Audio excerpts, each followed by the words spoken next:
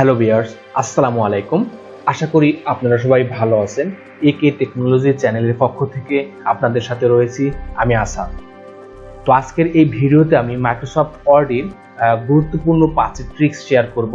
তো এক্সপার্ট হওয়ার জন্য ভিডিওটি না টেনে সম্পূর্ণ দেখবেন। এছাড়াও আপনি যদি আমার চ্যানেলে নতুন হয়ে থাকেন তাহলে চ্যানেলটি সাবস্ক্রাইব করে পাশে থাকা বেল বাটনে প্রেস করুন। তো ভিডিও শুরুর আগে আমি যে 5টি ট্রিক্স আপনাদের সামনে শেয়ার করব সেই 5টি ট্রিক্স সম্পর্কে আমি কিছু আলোচনা করব। তো আমাদের প্রথম যে ট্রিক্সটি আমরা শিখব সেটি হচ্ছে টেবিলের ডাটাগুলোকে আমরা কিভাবে স্থানান্তর করব, অর্থাৎ আমরা আমাদের যে টেবিল থাকবে সেই টেবিলের ডাটাগুলোকে আমরা এক স্থান থেকে অন্য স্থানে কিভাবে স্থানান্তর করতে পারি। ওকে, এরপর হচ্ছে 2 নাম্বার। তো 2 নাম্বারের যে আমরা ট্রিক্সটা শিখবো সেটা হচ্ছে অটো কারেক্ট অপশনস এর মাধ্যমে কোনো কিছু বা কোনো লেখা সংক্ষিপ্তভাবে সেট করে রাখবেন কিভাবে, সেটা আমি আমার এই ভিডিওর মাধ্যমে আপনাদের শিখিয়ে দেব। তো 3 নাম্বারটি হচ্ছে সিম্বল টাইপ করে সহজেই কিভাবে লাইন বা কোনো বর্ডার ব্যবহার করবেন, অর্থাৎ আমাদের যে সিম্বল থাকবে সেই সিম্বলগুলো আমরা টাইপ করে সহজেই আমরা কিভাবে লাইন বা বর্ডার ব্যবহার করতে পারি সেটা আমি আমার এই ভিডিওতে আপনাদের শেখাবো। তো 4 নাম্বারটি হচ্ছে যে কোনো টেক্সট সিলেক্ট করে কুইক পার্সের ভিতরে সেভ রাখবেন কিভাবে, অর্থাৎ আমরা আমাদের যে একটি কাজ, যে কাজগুলো আমার প্রায় সময় লেগে যায়, তো সেই কাজগুলো আমি এই কুইক পার্সের ভিতরে যদি সেভ করে রাখি তাহলে কিন্তু আমাদের সময়গুলো কিন্তু একেবারে সেভ হয়ে যাবে। তো আমাদের সর্বশেষ যে ট্রিক্সটি সেটি হচ্ছে আমরা এমএস ওয়ার্ডের মাধ্যমে কিভাবে ছবির ব্যাকগ্রাউন্ড রিমুভ করব।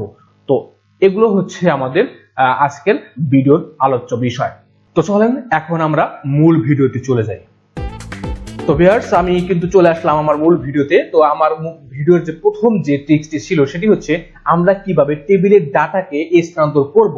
তো আপনারা অনেক সময় যেমন এইখানে যে টেবিলগুলো দেখতে পাচ্ছেন, যে টেবিলটি আপনারা দেখতে পাচ্ছেন, এখান থেকে ধরেন হচ্ছে আমার এই এমডি রানার যে ডাটাটা আছে সেই ডাটাগুলো একেবারে এই রূপালী রূপা এই নিচে চলে আসবে। তো সেই ক্ষেত্রে আমরা কি করি, এখান থেকে আমরা এই ডাটাকে স্থানান্তর করতে গেলে আমরা উপরে এরকম ভাবে আমরা ইনসার্ট অ্যাবভ দিয়ে একটা ব্ল্যাঙ্ক রো ইনসার্ট করি, এরপর এখান থেকে এরকম ভাবে কাট করে কন্ট্রোল এক্স দ্বারা কাট করি এবং এখানে আমরা এইভাবে পেস্ট করে দিই। তাহলে সেই ক্ষেত্রে কিন্তু আমার একটু সময় সাপেক্ষে কাজগুলো কিন্তু একটু করতে পারবো, বাট একটু সময় লেগে যাবে। তো এই ক্ষেত্রে কিন্তু আমরা যে কাজটি করবো, আমি আবার কাজটা আন্ডু দিয়ে আবার ফিরে আসলাম। ওকে, তো আমি এখান থেকে কিবোর্ড কমান্ডের মাধ্যমে অতি সহজে এই কাজটি করতে পারি। সেটা হচ্ছে আমরা যদি কোনো ডাটাগুলোকে উপর দিকে উঠাতে চাই বা নিচ দিকে নামাতে চাই, সেই ক্ষেত্রে কিন্তু কিবোর্ড কমান্ডের মাধ্যমে কিন্তু আমরা করতে পারবো। তো আমি কিন্তু একটু আগে দেখালাম আপনাদের যে আমরা যদি ডাটাগুলো স্থানান্তর করতে চাই তাহলে আমাকে সেক্ষেত্রে কিন্তু একটা রো ইনসার্ট করতে হয় এবং সেই রোর মধ্যে কিন্তু আমার কি করে কাট করে পেস্ট করতে হয়। তো আমরা কিন্তু সেই কাজগুলো করব না, আমরা কিবোর্ড কমান্ডের মাধ্যমে খুব সহজে এই কাজটি করে দেব। তো আমি তো চাচ্ছি কি এই রানাটা রূপালী রূপার জাস্ট এই নিচে চলে আসবে অথবা রূপালী রূপার উপরে যাবে। তো সেই ক্ষেত্রে আমি কার্সরটা এখানে রাখবো, অর্থাৎ যে ডাটাকে আপনি স্থানান্তর করবেন সেই ডাটার মধ্যে কার্সরটা রাখবেন, রেখে আপনারা কিবোর্ড থেকে শিফট এবং অল্টার চেপে ধরে আপ অ্যারো এরকম ভাবে আপ অ্যারো একটা প্রেস করবেন। তাহলে আমরা দেখতে পাচ্ছি আমরা এই যে এমডি রানা যে ডাটাটা আছে সেটা কিন্তু এক ধাপ উপরে গেছে। তো আমি যদি শিফট অল্টার চেপে ধরে আমি যদি আবার একটা আপ অ্যারো প্রেস করি, আরেকটা আপ অ্যারো প্রেস করি এবং আরেকটা আপ অ্যারো প্রেস করি, এরকম ভাবে কিন্তু আমি যত আপ অ্যারো প্রেস করব শিফট অল্টার চেপে ধরে, তাহলে কিন্তু আমার এই ডাটাটা একেবারে উপরে উঠতে থাকবে। তো এখন যদি সাপোজ হচ্ছে আমি কোনো ডাটাকে যদি নিচ দিকে নামাতে চাই, তো যেমন আমি এখানে জাহিদুলের যে ডাটাটা আছে সেটা আমি একেবারে নিচে দিতে চাচ্ছি, তো আমরা কি করব, কিবোর্ড থেকে শিফট এবং অল্টার চেপে ধরে আমি যদি ডাউন অ্যারো প্রেস করি, আপনারা দেখতে পাচ্ছেন খুব সুন্দরভাবে কিন্তু আমার ডাটাটা নিচ দিকে আসতেছে। তো আমি এইভাবে দিলাম, অর্থাৎ আমি যদি এখন আরেকটা মানে শিফট অল্টার চেপে ধরে যদি আমি আরেকটা ডাউন অ্যারো প্রেস করি তাহলে কিন্তু আমার টেবিলটা কিন্তু দেখেন ভাগ হয়ে যাবে। এইভাবে কিন্তু আমি নিচে ইচ্ছা মতো কিন্তু নিতে পারবো। আমি যদি আবার শিফট অল্টার ধরে আমি যদি আপ অ্যারো প্রেস করি তাহলে কিন্তু আমরা মিলিয়ে দিতে পারবো। তো এইভাবে কিন্তু আপনারা চাইলে আপনাদের ডাটাগুলো যদি কখনো স্থানান্তর করতে হয় তাহলে এই শিফট এবং অল্টার চেপে ধরে আপ ডাউন অ্যারো প্রেস করে আপনারা এই কাজটি সহজেই করতে পারবেন।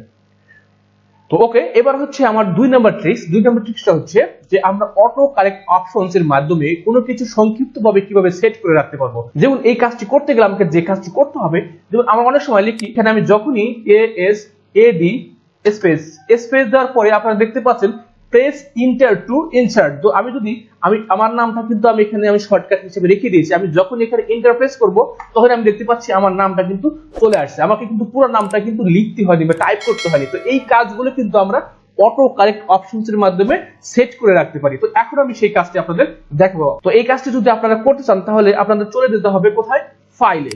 ফাইল থেকে আমরা একটু নিচে চলে আসবো, এখানে আপনারা দেখেন লেখা আছে কি অপশনস, অপশনে ক্লিক করবেন। ক্লিক করার পর ওয়ার্ড অপশনস নামে যে ডায়লগ বক্সটা আছে এখান থেকে আপনারা চলে যাবেন কোথায়, প্রফিং। এখানে দেখেন লেখা আছে কি প্রফিং, প্রফিং এ ক্লিক করবেন। ক্লিক করার পর আপনারা একেবারে ডান পাশে আসবেন, এসে এখানে লেখা দেখবেন যে অটো কারেক্ট অপশনস, এই অপশনটার ভিতরে ক্লিক করবেন। ক্লিক করার পর এইখানে যে ডায়লগ বক্সটা আসছে এইখানে হলো আপনাদের কাজ। তো যেমন এখানে দেখেন আমাদের এই বক্সে রিফ্লেক্সের এই বক্সে আমি কি লিখতে চাচ্ছি, যেমন আমি যখনই এ কে লিখবো তখন আমি চাচ্ছি কি আমার চ্যানেলের নামটা চলে আসবে। যেমন আমি এখানে এ কে দিলাম, আমার এইখানে উইথের এই জায়গায় আমি লিখবো হচ্ছে A K T C H N O L O J. যখন আমি এ কে লিখবো তখনই কিন্তু আমার কি আসবে, এ কে টেকনোলজি, এই কথাটা আমাদের চলে আসবে। তো এটা আমরা শর্টকাট হিসেবে ব্যবহার করলাম, আর এটা হচ্ছে আমাদের পূর্ণাঙ্গ নামটা দিয়ে দিলাম। তো এটা করার পর আমি কি করে দেবো, অ্যাড করে দেবো। অ্যাড করার পর আমি দেখতে পাচ্ছি এখানে কিন্তু আমার এই জায়গায় কিন্তু অ্যাড হয়েছে। এখন আমি ওকেতে ক্লিক করব, দেন ওকেতে ক্লিক করব। তো এখন যদি আমি কিবোর্ড থেকে লিখতেছি, যেমন একে লেখার পরে আমি যখন একটা ইন্টারপ্রেস করব তখন আপনারা দেখতে পাচ্ছেন একটা ম্যাজিক, এখানে কিন্তু একে টেকনোলজি চলে আসছে। তো এইভাবে কিন্তু আমি চাইলে অসংখ্য লেখা কিন্তু এইভাবে কিন্তু সেভ করে রাখতে পারবো। যেমন আমি এখানে আবার যাব, জাস্ট এখান থেকে অপশনস ঢুকবো, আমি এখান থেকে প্রফিং এ ঢুকবো, প্রফিং থেকে আমরা অটোকারেক্ট অপশনস ঢুকবো। ধরুন আমি যখন এখানে বি লিখবো তখনই আমার যেন এখানে বাংলাদেশ কথাটা লেখা আসে, BANGLADES বাংলাদেশ। যখন আমি বি লিখবো, বি লিখে ইন্টারপ্রেস করলে আমার এই বাংলাদেশ কথাটা যেন লেখা আসে। তো ওকে আমি এখান থেকে অ্যাড করলাম, দেন ওকে তে ক্লিক করলাম, দেন ওকে তে ক্লিক করলাম। এখান থেকে আমি যখনই বি লিখে যখনই ইন্টারপ্রেস করব আপনারা দেখতে পাচ্ছেন সুন্দরভাবে কিন্তু আবার বাংলাদেশ কথাটা লেখা চলে আসছে। ওকে, তো এইভাবে আপনারা আবার যদি কোনো কিছু লিখতে চান, অ্যাড করতে চান, তাহলে আমরা এখানে ফাইলে ক্লিক করব, আমরা অপশনসে ক্লিক করব, তারপর হচ্ছে প্রফিং এ ক্লিক করব, ক্লিক করে অটো কারেক্ট অপশনসে ক্লিক করব। এখন এই জায়গায় আপনি সংক্ষিপ্তভাবে লিখবেন এবং এখানে যা লিখবেন সেটা আপনার চলে আসবে ডকুমেন্টে। তো আমি আর এগুলো বেশি দেখাইলাম না, আপনারা কিন্তু এগুলো প্র্যাকটিস করে নেবেন। ওকে, তো আমি এখান থেকে ক্যান্সেল দিয়ে আগের অবস্থায় আসলাম, এটাকে আমি ডিলিট করে দিচ্ছি।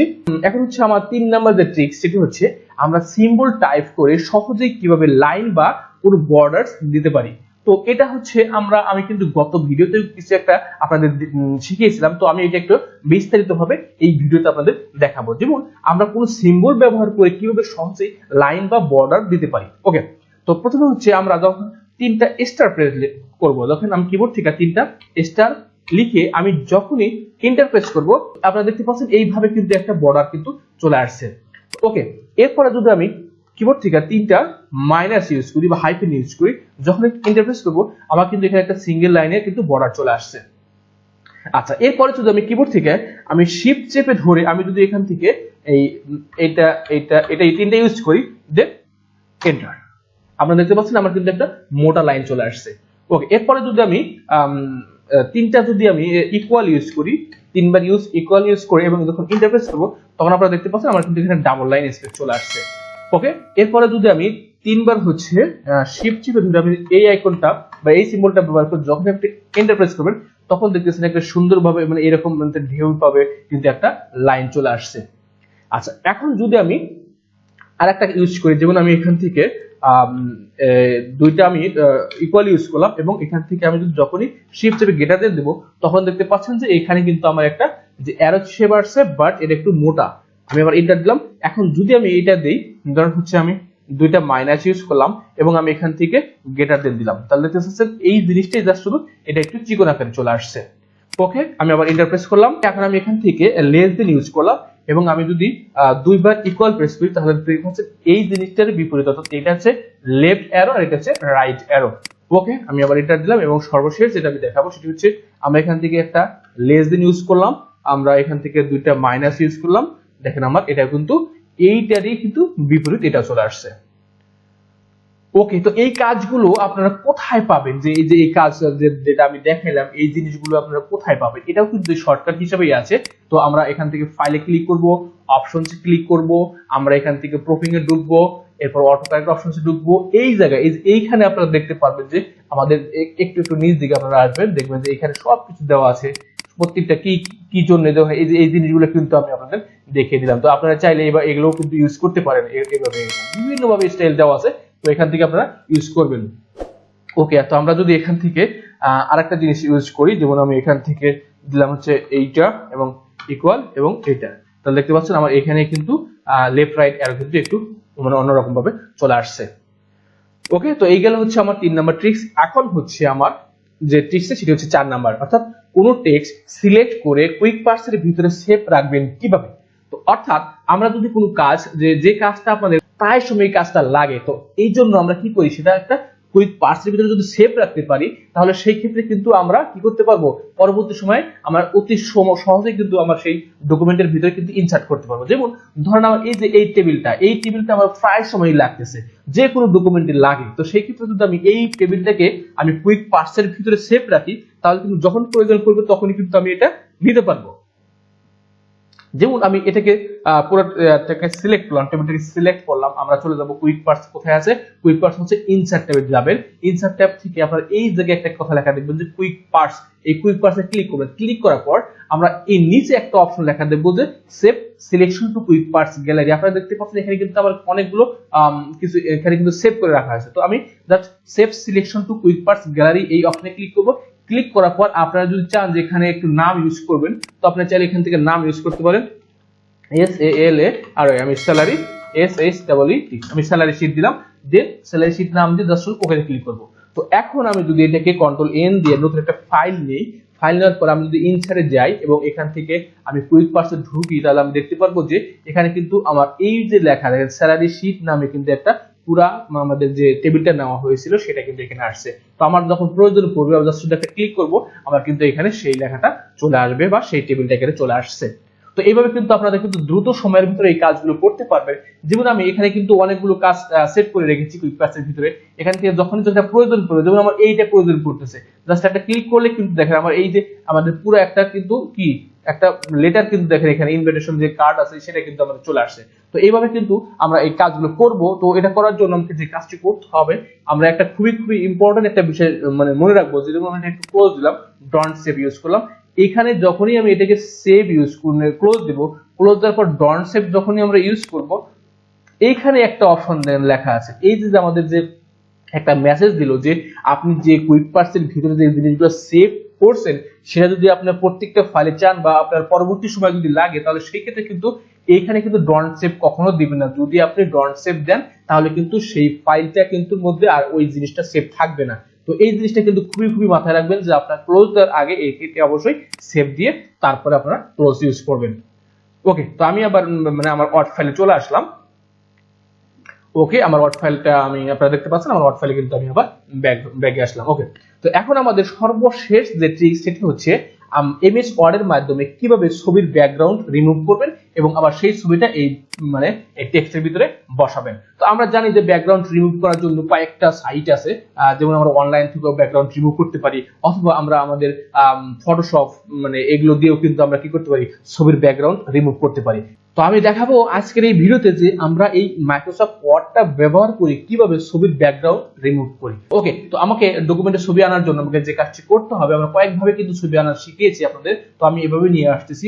আমাকে ছবি আনার জন্য প্রথমে হচ্ছে ইনসার্ট ট্যাবে যেতে হবে, এরপরে পিকচারসে ক্লিক করব। ক্লিক করার পর আমরা আমাদের ছবিগুলো যেখান থেকে নেব সেখানে ক্লিক করে কিন্তু আমার ছবিগুলো আমাকে জাস্ট এই ছবির মধ্যে ডাবল ক্লিক করলে কিন্তু আমার এই ডকুমেন্টে কিন্তু ছবি চলে আসবে। তো যখনই ছবি চলে আসবে, তো আমাদের সর্বপ্রথম যে কাজ সেটি হচ্ছে আমাকে চলে যেতে হবে ফরম্যাট ট্যাবে, এরপর র‍্যাপ টেক্সট, এরপর হচ্ছে ইন ফ্রন্ট অফ টেক্সট। এই অপশনটা কাজ করার পরে আপনারা আপনার প্রয়োজন মতো যে কোনো কাজই কিন্তু করতে পারবেন। ওকে, তো এখন আমি এটাকে একটু বড় করে নিচ্ছি। তো ওকে, তো এখন আমরা যে কাজটা করব, আমরা আমার এই ছবির ব্যাকগ্রাউন্ডটা কিভাবে রিমুভ করব সেটা আমি আপনাদের দেখাবো। তো ব্যাকগ্রাউন্ড রিমুভ করার জন্য আমাকে সর্বপ্রথম যে কাজটি করতে হবে, আমাকে চলে যেতে হবে রিমুভ ব্যাকগ্রাউন্ড এই অপশনসের ভিতরে। এখানে একটা ক্লিক করবেন। ক্লিক করার পর আপনারা দেখতে পাচ্ছেন আমার এখানে কিন্তু আমার ছবিটা কিন্তু মানে সম্পূর্ণভাবে সেভ হয়নি বা আমাদের সম্পূর্ণভাবে কিন্তু সিলেক্ট হয়নি। তো দেখেন এই অংশটুকু কিন্তু আমাদের এখানে কিন্তু মানে বাকি আছে এবং এই অংশটুকু কিন্তু বাকি আছে। তো এই অবস্থায় যদি আমি এখান থেকে কিপ চেঞ্জ ক্লিক করি, তাহলে আপনারা দেখতে পাচ্ছেন আমার ছবিটা কিন্তু মানে পুরোপুরি ভাবে কিন্তু মানে ব্যাকগ্রাউন্ড রিমুভ হয়নি, কারণ আমাদের এখানে ছবির অংশটুকু কিন্তু ডিলিট হয়েছে। তো এখন আমি যে কাজটি করব, এটাকে আমি আন্ডু দিলাম। এই কাজটি করতে গেলে আমাকে চলে যেতে হবে রিমুভ ব্যাকগ্রাউন্ডে। এরপরে আপনারা দেখতে পাচ্ছেন এইখানে কিছু মানে অ্যাঙ্কার পয়েন্ট আছে, এই পয়েন্ট দ্বারা শুধু আমি এটাকে একটু উপরে উঠিয়ে দেব, আপনারা দেখতে পাবেন যে এইখানে কিন্তু এখন আমাদের দেখেন আমাদের সিলেকশন কিন্তু নিয়ে নিচ্ছে। তো আমরা এভাবে উপরে উঠে দিলাম এবং এখান থেকে ধরে আমি জাস্ট এরকম নিচে নামিয়ে দিলাম। এখন দেখতে পাচ্ছেন আমার এই অংশটুকুর মধ্যে সিলেকশন নিয়ে নিয়েছে এবং পুরো ছবিটা কিন্তু আমার সিলেকশনের ভিতরে চলে আসছে এবং ছবিটার ব্যাকগ্রাউন্ড কিন্তু আমাদের সিলেকশন হয়েছে। তো এখন যদি আমি এখানে জাস্ট কিপ চেঞ্জ এই অপশনের ভিতরে ক্লিক করি, আপনারা দেখতে পাচ্ছেন আমার ছবিটা কিন্তু সুন্দরভাবে কিন্তু ব্যাকগ্রাউন্ড কিন্তু রিমুভ হয়েছে। একেবারে অতি মানে স্বল্প সময়ের ভিতরে কিন্তু এই কাজগুলো আপনারা করতে পারবেন। তো ওকে, এখন আমি আমার ছবিটা প্রয়োজন অনুযায়ী ছোট করে আমি আমার ডকুমেন্টে কিন্তু আমি এখান থেকে রেখে দিতে পারি। তো এখানে রাখার পরে আমি আমার এই র্যাপ টেক্সট থেকে এই র্যাপ টেক্সটে গিয়ে আমি আমার প্রয়োজনীয় কাজগুলো কিন্তু এখান থেকে করতে পারি। দেখেন আমি যদি এখান থেকে স্কয়ার ইউজ করি, দেখেন স্কয়ার ইউজ করলে আমার এই ছবি যতটুকু আছে ততটুকুর ভিতরে কিন্তু আর কোনো লেখা কিন্তু আমার এখানে আসবে না। তো আশা করি আজকের এই ভিডিওটা আপনাদের কার্যক্ষেত্রে অনেক উপকারে আসবে। তো যদি কাজে লাগে তাহলে সবাই লাইক, কমেন্টস এবং শেয়ার করে অন্যকে দেখার সুযোগ করে দিন। তো আজকের মতো ক্লাস এই পর্যন্তই। সবাই ভালো থাকবেন, সুস্থ থাকবেন। খোদা হাফেজ।